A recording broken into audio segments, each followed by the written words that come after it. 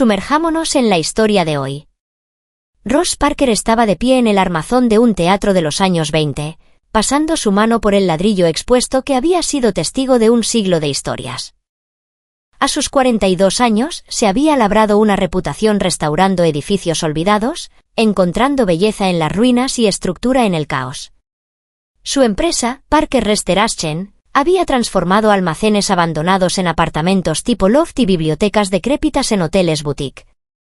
Él entendía que los cimientos sólidos podían resistir casi cualquier cosa, si tan solo hubiera examinado los suyos con más cuidado. «Papá va a faltar a mi recital de nuevo», había dicho Brian, de 12 años, esa mañana, con su voz cargada de esa apatía particular que Ross había empezado a notar últimamente. No era enojo, solo resignación. «Son 3 días, campeón. Estaré de vuelta el viernes por la noche». «Tiempo de sobra para el partido del sábado», había respondido Ross, despeinando el cabello oscuro de su hijo. Brian había heredado su complexión, alto para su edad, de hombros anchos y con esos mismos ojos gris azulado que su esposa Nicole siempre decía que podían ver a través de las paredes. Nicole, su esposa desde hace 14 años, estaba en el umbral de la cocina, tan hermosa como siempre a sus 38 años, con su cabello castaño rojizo captando la luz de la mañana. Pero algo en su sonrisa parecía ensayado últimamente, como si estuviera interpretando el papel de esposa devota en lugar de serlo. Ross descartó el pensamiento. El proyecto del teatro era exigente, probablemente estaba proyectando su estrés en ella. «Llámame cuando aterrices», había dicho Nicole, sin que sus ojos verdes se encontraran del todo con los de él. Estaba vestida para el gimnasio con ropa deportiva de diseñador que costaba más de lo que debería. «Y Ross, tal vez deberíamos hablar cuando vuelvas sobre nosotros». Las palabras habían quedado suspendidas en el aire como humo. Antes de que Ross pudiera responder, Caroline, de 8 años, entró corriendo en la habitación, con sus rizos rubios rebotando y su amplia sonrisa con falta de dientes. «Papi, prometiste ayudarme a construir mi diorama». Ross la tomó en sus brazos, inhalando el aroma a fresa de su champú. «Cuando vuelva, princesa, lo prometo». «Brian te ayudará hasta entonces, ¿verdad, hijo?» Brian asintió, pero Ross captó algo en su expresión, un destello de preocupación, tal vez miedo. Se desvaneció tan rápido que Ross se convenció de que lo había imaginado. Ahora, 3 días después y a 200 millas de distancia en Cincinnati, Ross estaba en ese teatro destripado y sintió el primer temblor de su mundo colapsando. Su teléfono vibró con un número que no reconocía. «Señor Parker, habla del Memorial Children's Hospital. Su hijo Brian trajo a su hija Caroline a nuestra sala de emergencias. Debe venir de inmediato». Los planos arquitectónicos se esparcieron de las manos de Ross como hojas. Más temprano esa noche, a las 2:47 de la madrugada, se suponía que Brian Parker no debía estar despierto. Había estado intentando dormir cuando lo escuchó, la voz de su madre, aguda y asustada, proveniente del piso de abajo. Luego la voz de un hombre, profunda y enojada, definitivamente no era la de su padre. Su corazón martilleaba mientras salía sigilosamente de su habitación. La puerta del dormitorio de sus padres estaba abierta, la cama hecha pero vacía. Su madre no había dormido allí. Brian lo sabía porque había estado revisando todas las noches desde que encontró aquel recibo. Cena para 2 en rusos, en el centro, con fecha de la misma noche en que mamá dijo que estaba en su club de lectura. Las voces se hicieron más fuertes. Brian reconoció al hombre ahora, Dominique Noyes, el entrenador personal de su madre. Había estado viniendo mucho cuando papá estaba de viaje. Mamá decía que era para sesiones privadas, pero Brian había visto cómo se miraban. Él no era estúpido. «Le diste demasiado». La voz de Nicole se quebró por el pánico. «Dominique, ella no despierta». La sangre de Brian se congeló. Corrió a la habitación de Caroline y encontró a su hermana pequeña inconsciente en su cama, respirando pero sin responder. Un pequeño frasco de medicina estaba sobre la mesita de noche, algo llamado Zolpidem, la dosis para adultos. «Caroline». Brian la sacudió suavemente, luego más fuerte. «Nada». Escuchó pasos pesados en las escaleras. Dominique estaba subiendo. La mente de Brian trabajó con una claridad terrible. Dominique le había estado dando algo a Caroline. Él había escuchado fragmentos antes. ¿Estaba mamá preocupada de que Caroline sospechara por el hecho de que Dominique siempre estuviera cerca? ¿Sobre Caroline casi contándole algo a papá la semana pasada? La habían estado drogando para mantenerla callada. Y esta noche, algo había salido mal. Brian era alto para tener 12 años, fuerte por su equipo de baloncesto, pero estaba aterrorizado. Sin embargo, al mirar el rostro pálido de Caroline, el miedo se transformó en algo más duro, más frío. Su padre le había enseñado, cuando la estructura falla, no entras en pánico. Salvas a quien puedes. Envolvió a Caroline en su manta, la levantó con cuidado y se escabulló por el pasillo de arriba mientras escuchaba a Dominique y Nicole discutir en el dormitorio principal. Debatían si llamar al 911 o esperar a ver qué pasaba. Brian no esperó. Agarró las llaves de repuesto que colgaban junto a la puerta. A los 12 años, Brian había jugado suficientes videojuegos para entender los conceptos básicos de la conducción, y la desesperación llenó los vacíos de su conocimiento. El trayecto al Memorial Children's Hospital fue de 3 millas de terror.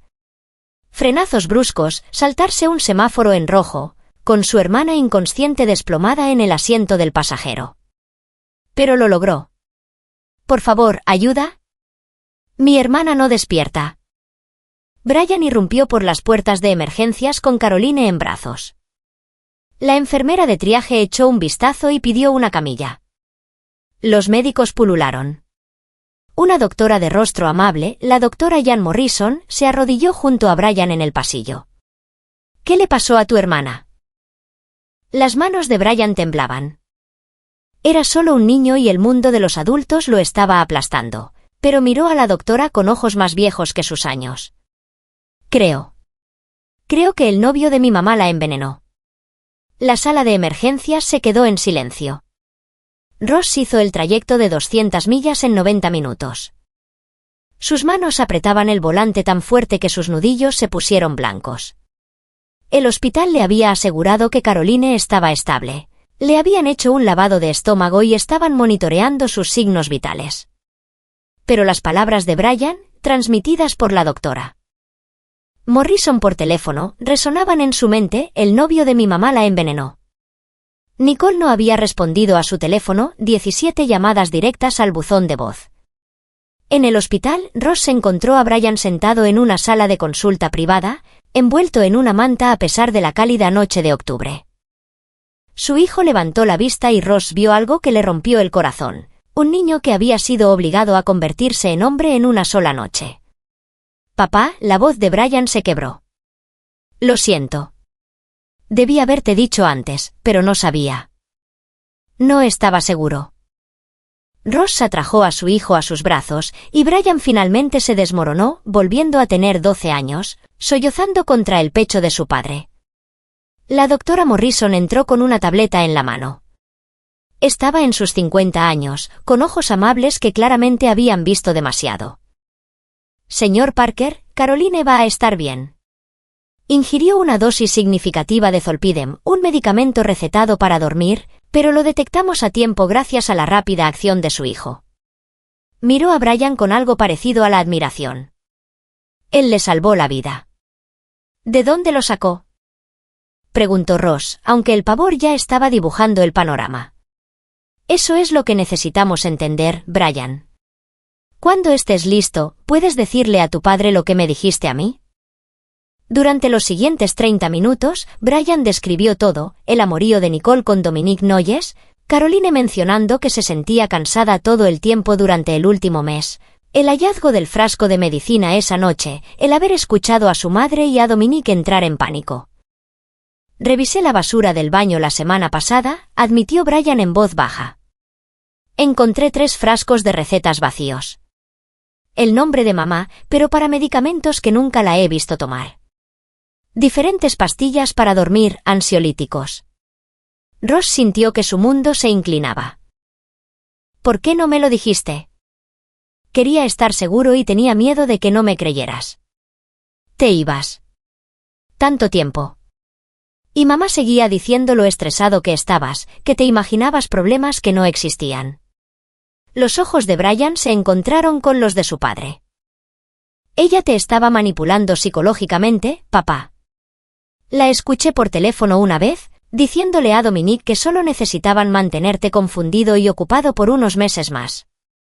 La doctora Morrison se aclaró la garganta.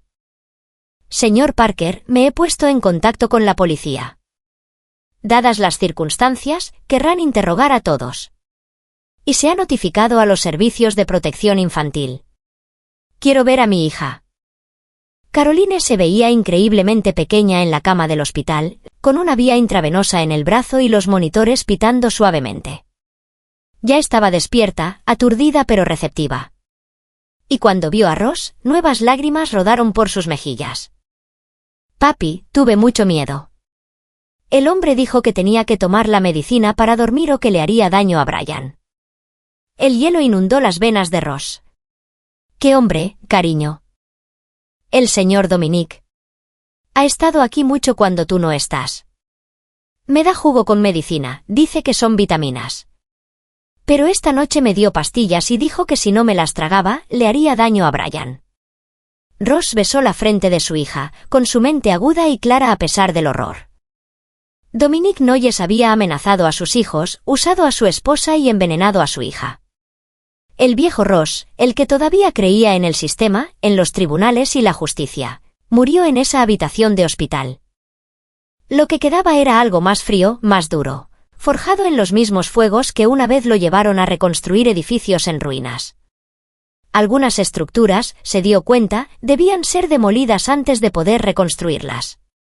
Me voy a casa, le dijo Ross a Brian. Quédate aquí con tu hermana. Un oficial de policía estará fuera de su habitación. No dejes entrar a nadie excepto a la doctora Morrison o a mí. Papá, ¿qué vas a hacer?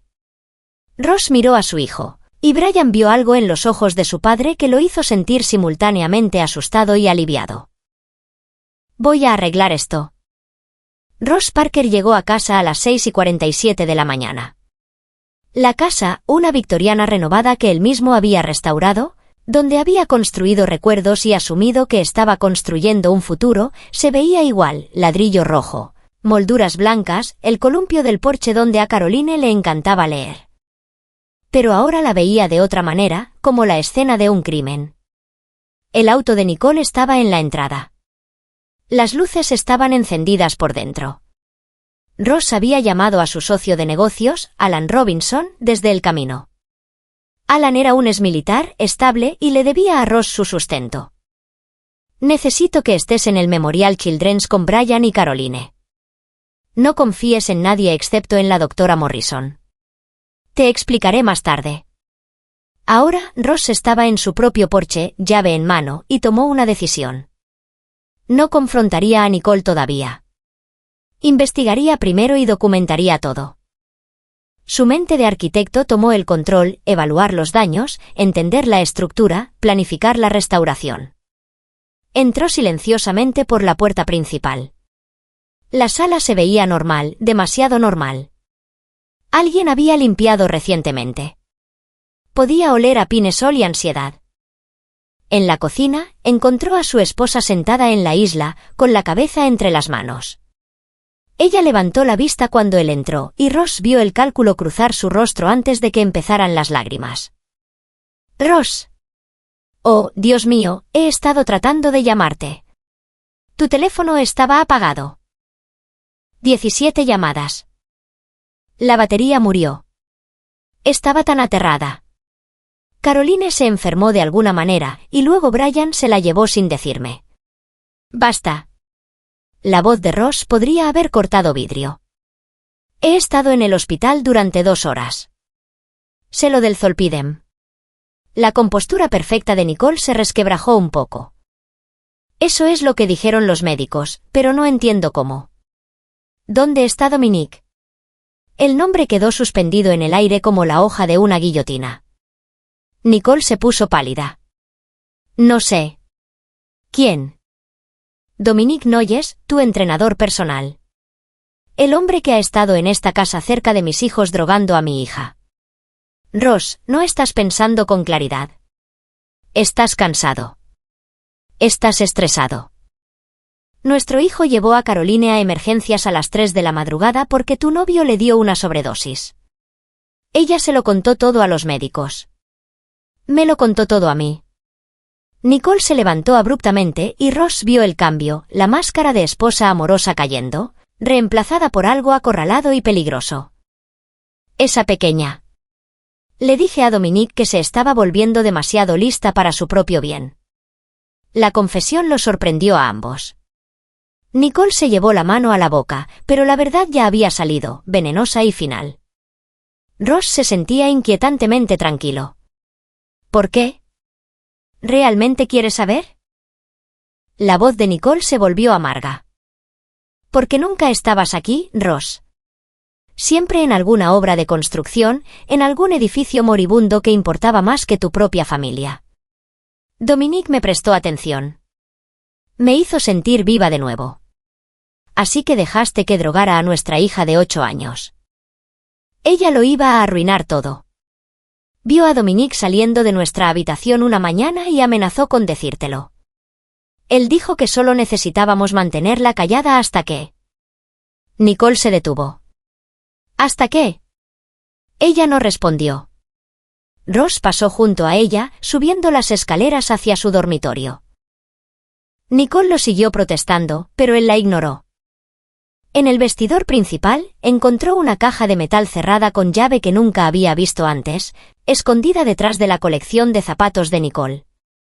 Ross era hábil con las manos, la cerradura cedió en segundos. Dentro había documentos que pintaban un cuadro condenatorio, pólizas de seguro sobre Ross, $12 millones en seguro de vida que él nunca había autorizado, firmas falsificadas, solicitudes de préstamos a su nombre, un poder notarial, también falsificado, y una nota escrita a mano por Nicole. Una vez que firme el traspaso del negocio para el préstamo de expansión, lo tendremos todo. Luego, el accidente en la obra, la policía no cuestionará una muerte laboral. Que parezca caída de escombros. Las manos de Ross temblaban. Habían estado planeando matarlo. Ross, puedo explicarlo. Nicole lo agarró del brazo. Él se la sacudió, sacando su teléfono para fotografiar cada documento. No me toques. No se suponía que llegara tan lejos. Dominique dijo que era solo por las finanzas. Solo obtener lo que merecía después de años de ser una viuda de la construcción. Mereces la cárcel. La puerta principal se cerró de golpe abajo. Pasos pesados se acercaron. La voz de un hombre gritó, «Nicole, nena, ¿dónde estás? Tenemos que ocuparnos de la situación del niño antes de que...». Dominique Noyes apareció en el umbral del dormitorio. Tenía 45 años, era guapo de una manera ensayada, con un cabello perfecto de salón y ropa cara que gritaba fondo fiduciario pero susurraba estafador. Sus ojos se abrieron de par en par cuando vio a Ross. «Bueno, mierda», dijo Dominique. Ross bajó las escaleras lentamente. Teléfono al bolsillo ahora, evidencia asegurada. Dominique tenía la mirada de un depredador calculando sus opciones, pelear, huir o salir con encanto. Ross Parker, supongo. Mira, hombre, esto es incómodo, pero... El puño de Ross impactó en la mandíbula de Dominique tan rápido que el otro hombre no lo vio venir. Dominique cayó con fuerza, con sangre brotando de su labio partido. Pero Ross no siguió golpeando, no perdió el control. Simplemente se quedó allí, mirando al hombre que había envenenado a su hija. «Vas a desear que hubiera seguido pegándote», dijo Ross en voz baja. «Lo que viene ahora va a ser mucho peor». Ross estaba en su cocina mientras los oficiales de policía pululaban por su casa. Había llamado al 911 en el momento en que encontró los documentos, y el detective Kenny Wilcox, un hombre con aspecto de bulldog en sus 50 años y ojos afilados, había llegado con equipos forenses. Dominique estaba sentado esposado en la sala, con su abogado ya contactado. Nicole estaba sentada aparte en el comedor, también esposada, pero ahora en silencio. El tiempo de las explicaciones había pasado. Ross había entregado todo, los documentos falsificados, las fotografías de los frascos de medicina, el testimonio de Brian y la declaración de Caroline desde el hospital. El detective Wilcox examinó cada pieza con sombría satisfacción. «Señor Parker, debo preguntarle, ¿agredió usted al señor Noyes?» «Se cayó», dijo Ross secamente. La boca de Wilcox se movió un poco. «Entiendo.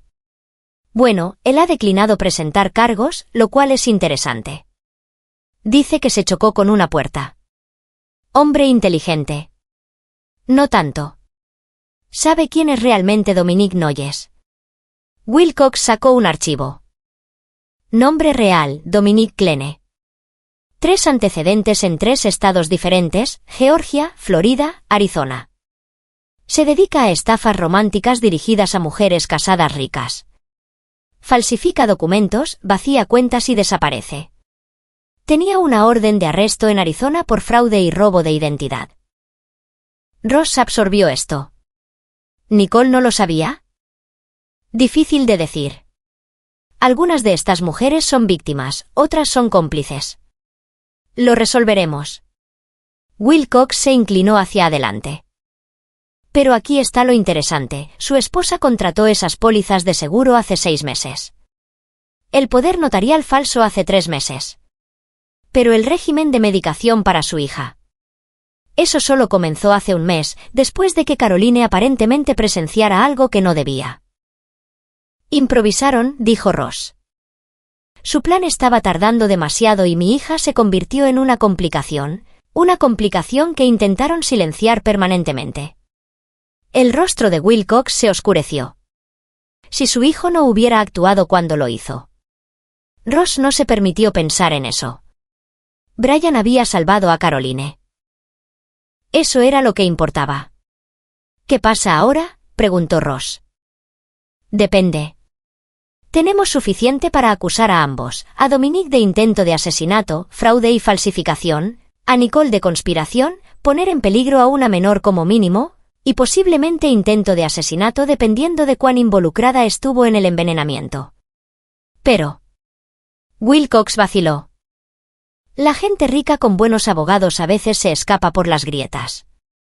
Especialmente si la evidencia es cuestionada o los testigos se confunden. ¿Qué está tratando de decir? Digo que el sistema de justicia no es perfecto, señor Parker. A veces, gente como Dominique camina libre. A veces aceptan tratos, cumplen unos pocos años y salen antes por buena conducta. A veces las esposas juegan la carta de víctima manipulada y obtienen simpatía de los jurados. Ross miró al detective con atención. ¿Me está diciendo que haga algo al respecto? No le estoy diciendo nada. Solo soy un policía que ha visto a demasiada gente mala burlar al sistema. Wilcox se puso de pie. Haremos todo según las reglas. Pero, entre usted y mí, si yo fuera usted, querría algo más que las reglas. Querría justicia. Después de que la policía se fuera, llevándose a Dominique y Nicole en patrullas separadas, con la evidencia etiquetada y embolsada, Ross se sentó solo en su cocina y pensó. Pensó en sus hijos, traumatizados. Pensó en los años de manipulación. Pensó en el plan para asesinarlo. El sistema de justicia podría fallar. Dominique había escapado de las consecuencias antes. Nicole podría llorar, hacerse la víctima y convencer a un jurado de que había sido manipulada. Ross sacó su computadora portátil y comenzó a investigar. No solo el historial criminal de Dominique, profundizó más. ¿Dónde vivía Dominique? ¿Quiénes eran sus asociados? Sus cuentas bancarias, sus patrones. Ross Parker había pasado 20 años estudiando estructuras, entendiendo cómo los edificios se levantaban y caían. Ahora aplicaría esos mismos principios a las personas, encontrar los cimientos, identificar los puntos débiles y aplicar una presión precisa. Al amanecer, Ross tenía un plan. Era audaz, probablemente ilegal y requeriría una ejecución perfecta. Había construido una carrera haciendo realidad restauraciones imposibles, ahora restauraría algo más, la seguridad de su familia, la paz mental de sus hijos y su propio sentido de la justicia. Pero primero, necesitaba aliados. Alan Robinson llegó al hospital con café y panecillos daneses de la pastelería favorita de Brian. Encontró a Ross sentado junto a la cama de Caroline, observando a su hija dormir mientras Brian dormitaba en una silla cercana. «Te ves fatal», dijo Alan en voz baja, entregándole un café a Ross. Ross lo tomó con gratitud. Alan tenía 58 años, era curtido y capaz, con ese tipo de presencia estable que dan 20 años en los marines. Se habían conocido cuando Alan trabajaba en la construcción tras su retiro militar, y Ross le había ofrecido una sociedad en lugar de un sueldo. Alan nunca lo había olvidado. «Necesito un favor», dijo Ross. «Posiblemente varios favores ilegales». Alan ni siquiera parpadeó. «Dilo». Durante la siguiente hora, Ross le expuso todo: la traición de Nicole, el historial criminal de Dominic, el plan para matarlo, y lo más importante, lo que había descubierto sobre las operaciones de Dominic Clene. «Resulta que Dominic ha hecho esto antes», explicó Ross. «Siempre elige como objetivo a mujeres casadas con maridos ricos. Pero aquí está lo interesante, nunca trabaja solo. Siempre hay una compañera mujer, alguien que se hace amiga de la esposa primero, gana su confianza y se la presenta a un entrenador. Un coach de vida o cualquier identidad que Dominic esté usando. ¿Quién fue la compañera aquí? Una mujer llamada Marilyn Metcalf se unió al gimnasio de Nicole hace 6 meses. Se convirtió en su mejor amiga y luego, convenientemente, le presentó a Dominic. Ross mostró una foto en su teléfono. Excepto que Marilyn Metcalf no existe. Su nombre real es Marlene Kapinski, socia en 5 estafas anteriores. Así que tenemos a 2 estafadores profesionales que intentaron matarte y envenenaron a tu hija, y que han escapado de las consecuencias repetidamente por ser listos, cuidadosos y tener contactos. Dominic tiene un abogado permanente, Guillermo McLaughlin, tan sucio como los hay. Ya está presentando mociones para suprimir evidencia, alegando registro e incautación ilegales. Los ojos de Alan se entrecerraron. ¿Qué necesitas que haga?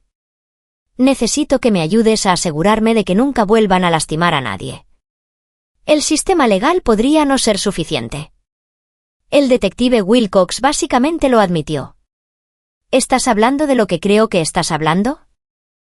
Ross encontró los ojos de su amigo. Hablo de hacer que se enfrenten a la justicia bajo nuestros términos. Nada que salpique a mis hijos. Nada que me convierta en un criminal, pero algo que garantice que paguen. Alan guardó silencio por un largo momento. Entonces, cuenta conmigo. ¿Cuál es el plan? Ross sonrió por primera vez en días. No fue una sonrisa agradable. Vamos a darles exactamente lo que querían, solo que no de la manera que esperaban. Pasaron 3 semanas. Caroline regresó a casa del hospital, recuperada físicamente pero sufriendo pesadillas. Brian, por su parte, se había vuelto más silencioso, más maduro, cargando con un peso que ningún niño de 12 años debería soportar.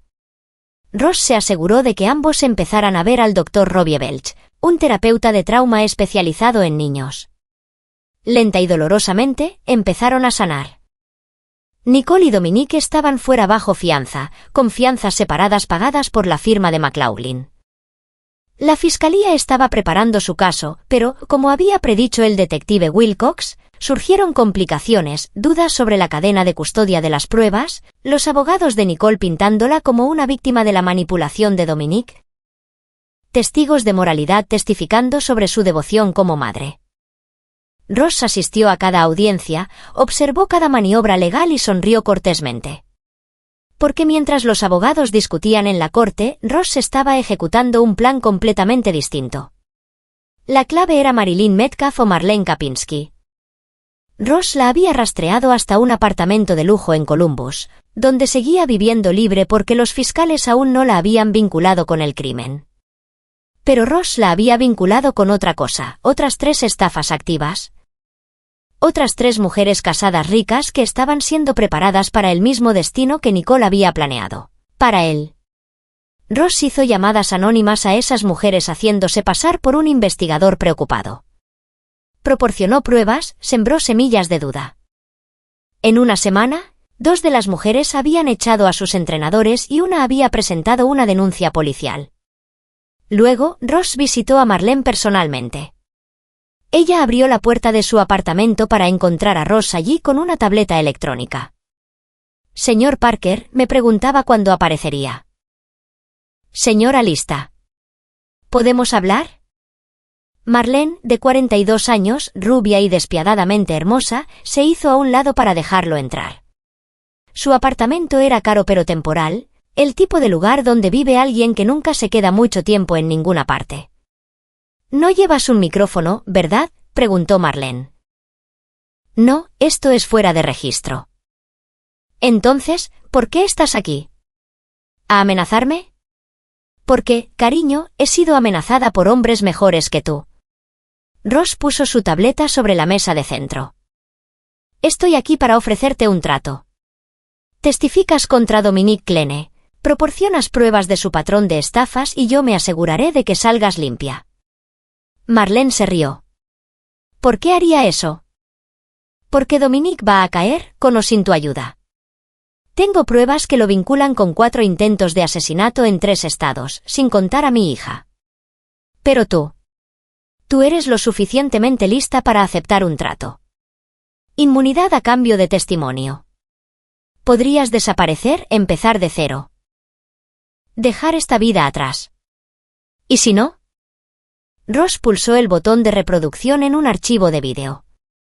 El rostro de Marlene apareció en la pantalla conversando con Dominique en un garaje de estacionamiento. El audio era cristalino, discutiendo el trabajo de los Parker, cuánto dinero se repartirían y, lo más condenatorio, Marlene diciendo, «Solo asegúrate de que la niña no despierte.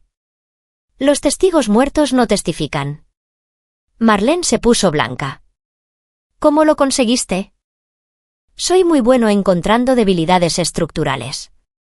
Tu auto estuvo estacionado en ese garaje por 3 meses. La cámara de seguridad tiene un ángulo perfecto. Es increíble lo que se puede recuperar con el acceso adecuado. Eso es vigilancia ilegal, probablemente. ¿Vas a denunciarme? ¿Por qué no pueden acusarme si este vídeo llega misteriosamente a los fiscales?»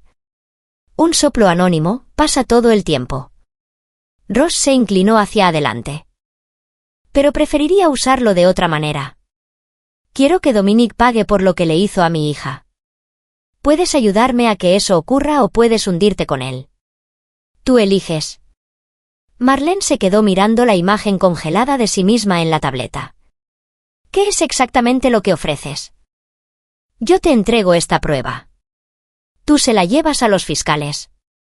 Dices que la encontraste, que tuviste una crisis de conciencia. Testificas contra Dominique, revelas toda su operación. A cambio, obtienes inmunidad, protección de testigos si es necesario y desapareces». Pero la voz de Ross se endureció. «Si vuelves a hacer esta estafa, si alguna vez vuelves a lastimar a otro niño, te encontraré, y no habrá trato la próxima vez. ¿Realmente me dejarías ir?» «No me importas tú, Marlene. Me importan mis hijos y detener a Dominique. Eres solo un medio para un fin». Ella guardó silencio por mucho tiempo. «Entonces lo quiero por escrito. Inmunidad garantizada. Lo haré realidad. Pero primero entregas a Dominique». Marlene sonrió y Ross vio a la sobreviviente en ella, la persona que siempre sabía cuándo saltar del barco. «Trato hecho. Ese bastardo me dio un corte del 30% cuando yo hice el 60% del trabajo de todos modos. El juicio llegó más rápido de lo esperado. Con el testimonio y las pruebas de Marlene, los fiscales actuaron agresivamente. El abogado de Dominique intentó todos los trucos, pero la avalancha de pruebas era abrumadora. Documentos falsificados, testimonios de otras 3 víctimas que Marlene había identificado. Registros médicos que mostraban el envenenamiento sistemático de Caroline y el desgarrador testimonio de Brian, sobre cómo encontró a su hermana inconsciente. Pero Ross no lo dejó solo en manos de la corte. A través de los contactos militares de Alan, Ross se había enterado de algo interesante. Dominique Clene tenía deudas serias con gente peligrosa. Había pedido dinero prestado para financiar sus estafas, pagando siempre con las ganancias de sus fraudes. Pero ahora, enfrentando la cárcel y con sus activos congelados, Dominique estaba en mora. Ross se aseguró de que los acreedores de Dominique supieran exactamente dónde encontrarlo. El ataque ocurrió 2 noches antes de que el juicio de Dominique concluyera. 3 hombres interceptaron a Dominique cuando salía de la oficina de su abogado. No lo mataron, solo le rompieron ambas piernas, el brazo derecho y varias costillas. Enviaron un mensaje. Dominique sobrevivió pero fue hospitalizado. El juicio se retrasó. Su abogado intentó argumentar que estaba demasiado traumatizado para continuar, pero el juez no se mostró compasivo. Mientras tanto, la defensa de Nicole se derrumbó cuando Marlene testificó que Nicole había estado plenamente al tanto del plan de asesinato, que había participado activamente en la falsificación de documentos y que personalmente había sugerido usar medicamentos para mantener a Caroline manejable. Ella quería a Ross muerto. Marlene le dijo al jurado que Nicole estaba cansada de ser ama de casa, que quería su dinero, su negocio y una nueva vida con Dominique. La hija era solo un daño colateral. Ross observó el rostro de Nicole mientras el jurado emitía su veredicto. ¿Culpable de todos los cargos? Conspiración para cometer asesinato, intento de asesinato, poner en peligro a una menor y fraude. 75 años en total. Dominique, destrozado y aterrorizado, aceptó un trato, 40 años sin libertad condicional. Su abogado intentó argumentar que la agresión había perjudicado el caso, pero el detective Wilcox testificó que la paliza de Dominique no tenía relación con este juicio y que parecía ser una disputa financiera personal. Ross se sentó en la galería durante ambas sentencias. Cuando Nicole fue llevada encadenada, lo miró una vez. El rostro de Ross no mostró nada, ni ira, ni satisfacción, ni dolor, solo la expresión vacía de un hombre que observa cómo un edificio condenado finalmente se derrumba. 6 meses después, Ross estaba en su cocina recién renovada, observando a Brian enseñarle a Caroline cómo hacer panqueques. Las pesadillas de su hija se habían disipado. Su risa había vuelto. Brian había crecido, estaba más seguro de sí mismo y acababa de ser aceptado en un programa para superdotados en la escuela. La casa había sido purificada, cada habitación repintada, muebles nuevos recuerdos construidos sobre los viejos cimientos. Alan llamó al marco de la puerta, traía el papeleo final. Nicole firmó la renuncia a todos los derechos parentales. Sin custodia, sin visitas. Se acabó para ella. Bien, dijo Ross simplemente. Sabes que está intentando apelar. Dice que fue coaccionada, manipulada por Dominique. Que lo intente. La evidencia es abrumadora. Ross le sirvió un café a Alan. ¿Qué hay de Marlene? Desapareció. La protección de testigos funcionó. Escuché que se mudó a Montana. Trabaja en una librería ahora. Vive tranquila. Se lo ganó. Alan estudió a su amigo. ¿Duermes bien últimamente? Ross consideró la pregunta. Mejor de lo que esperaba. ¿Y tú? Yo bien. Esos dos recibieron lo que merecían. Se quedaron en un silencio cómodo, observando a los niños reír en la cocina. Finalmente, Alan hizo la pregunta que Ross sabía que vendría. ¿Ningún arrepentimiento por nada de esto? Ross pensó en la vigilancia que había obtenido ilegalmente, en los acreedores que había contactado, en la evidencia que había manipulado para asegurar que el caso no tuviera fisuras, en la destrucción sistemática de 2 vidas cuidadosamente orquestada para que pareciera simple justicia. Ninguno, dijo Ross. Intentaron asesinarme y envenenaron a mi hija. Los tribunales les habrían dado quizás 20 años con buena conducta. Ahora morirán en prisión y mis hijos están a salvo. Eres un hombre temible cuando quieres serlo, Ross Parker. Ross sonrió. Solo entiendo las estructuras, Alan. Cómo se construyen, cómo fallan, cómo hacer que colapsen en el momento exacto. Apliqué los mismos principios a las personas. Arquitecto de su destrucción. Suena más bien a renovación urbana, eliminar la ruina, crear espacio para algo mejor. Brian gritó desde la cocina: «Papá, los panqueques de Caroline se están quemando». Ross se rió, una risa verdadera, y fue a ayudar a sus hijos. El juicio había terminado. La gente mala había sido castigada. Su familia estaba sanando. A veces, reflexionó Ross, no puedes restaurar una estructura dañada. A veces tienes que demolerla por completo y reconstruir desde cero. Él había hecho eso con su vida, su familia y su sentido de seguridad. Los cimientos eran sólidos ahora. Las paredes eran fuertes, y Ross Parker hacía guardia. Un centinela silencioso que había aprendido que a veces la mejor justicia no es la que se imparte en los tribunales. Esa noche, después de que los niños se durmieron, Ross salió a su porche renovado a mirar las estrellas. Su teléfono vibró. Un mensaje del detective Wilcox. Supe que trasladaron a Dominique a una instalación de máxima seguridad. No sobrevivirá mucho allí. Esas deudas persiguen a la gente. Solo pensé que debería saberlo. Ross borró el mensaje y entró. Tenía un diorama que ayudar a terminar a Caroline para la escuela, un partido de baloncesto al que asistir con Brian y un negocio que dirigir. Una vida imperfectamente perfecta esperando ser construida. Aquí es donde nuestra historia llega a su fin. Comparte tus pensamientos en la sección de comentarios. Gracias por tu tiempo. Si disfrutas de esta historia, por favor suscríbete a este canal. Haz clic en el vídeo que ves en la pantalla y nos vemos.